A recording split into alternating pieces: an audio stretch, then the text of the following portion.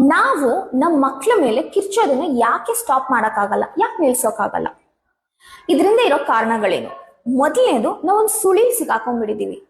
ನಾವು ಫಿಕ್ಸ್ ಮಾಡ್ಕೊಂಡ್ಬಿಟ್ಟಿದೀವಿ, ನಾವು ಕಿರ್ಚಿದ್ರೇನೆ ಮಕ್ಳನ್ನ ಮಾತು ಕೇಳೋದು, ಇಲ್ಲ ಅಂದ್ರೆ ಅವ್ರು ಏನು ಮಾಡಲ್ಲ ಅಂತ. ಸೊ ಆ ಸುಳಿನ ನಾವು ಆಚೆ ಬರಬೇಕು. ಸೆಕೆಂಡ್, ನಾವು ಫೋಕಸ್ ಮಾಡ್ತಿರೋದು ಮಕ್ಕಳ ನಡವಳಿಕೆ ಬಗ್ಗೆ, ಬಟ್ ಆ ನಡವಳಿಕೆ ಹಿಂದಿನ ಕಾರಣಗಳೇನು ಅಂತ ನಾವು ಹುಡ್ಕಕ್ ಹೋಗ್ತಿಲ್ಲ. ಅವ್ರ ಬಿಹೇವಿಯರ್ ಮೇಲೆ ನಾವು ಕಿರ್ಚಾಡಕ್ ಸ್ಟಾರ್ಟ್ ಮಾಡ್ಬಿಡ್ತೀವಿ. ಮೂರನೇದು, ನಾವು ಬೆಳೆದ್ ಬಂದಿರೋ ರೀತಿ ಅದೇ ರೀತಿ ಇರುತ್ತೆ. ಅಂದ್ರೆ ನಮ್ಮ ಚೈಲ್ಡ್ಹುಡ್ ಬಾಲ್ಯದಲ್ಲಿ ನಮ್ಮ ಅಪ್ಪ ಅಮ್ಮ ನಮ್ಮ ಮೇಲೆ ಇದೇ ರೀತಿ ಕಿರ್ಚಾಡ್ತಿದ್ರೆ ಈ ಮೊಮೆಂಟ್ ನಮ್ಗೆ ಏನ್ ಅನ್ಸುತ್ತೆ? ಅಯ್ಯೋ, ನಮ್ಮ ಅಪ್ಪ ಅಮ್ಮನೆ ಕಿರ್ಚಾಡಿಲ್ವಾ, ಅದು ನಾರ್ಮಲ್. ಕಿರ್ಚಾಡೋದು ಮಕ್ಳ ಮೇಲೆ ಅದು ನಾರ್ಮಲ್, ನಾವೇ ನಾರ್ಮಲೈಸ್ ಮಾಡ್ಕೊಳ್ತಾ ಹೋಗ್ತೀವಿ.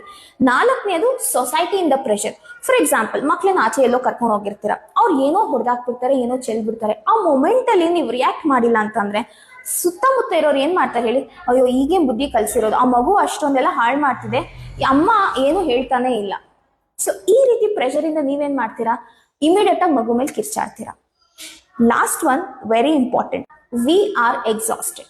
ಅಂದ್ರೆ ದಿನಪೂರ್ತಿ ಮಕ್ಳ ಜೊತೆ ಇದ್ದಿ ಅವ್ರಿಗೆಲ್ಲ ಕೆಲಸಗಳನ್ನು ಮಾಡಿ ಅವ್ರಿಗೆಲ್ಲ ಹೇಳ್ಕೊಟ್ಟು ಮಾಡಿ ನಮ್ಗೆ ಒಂದ್ ಮೊಮೆಂಟ್ ಅಲ್ಲಿ ಪೇಷನ್ಸ್ ನ ಕಳ್ಕೊಂಡ್ಬಿಡ್ತೀವಿ. ಆ ಮೊಮೆಂಟ್ ಅಲ್ಲಿ ಮಕ್ಳ ಮೇಲೆ ಆಟೋಮೆಟಿಕ್ ಆಗಿ ಕಿರ್ಚಾಡ್ಬಿಡ್ತೀವಿ. ರೈಟ್ ಅಲ್ವಾ? ಈ ಸೈಕಲ್ ನ ನಾವು ಬ್ರೇಕ್ ಮಾಡಲೇಬೇಕು. ಅದು ಕಷ್ಟ ಇದೆ, ಬಟ್ ಅಸಾಧ್ಯ ಅಂತೂ ಇಲ್ಲ.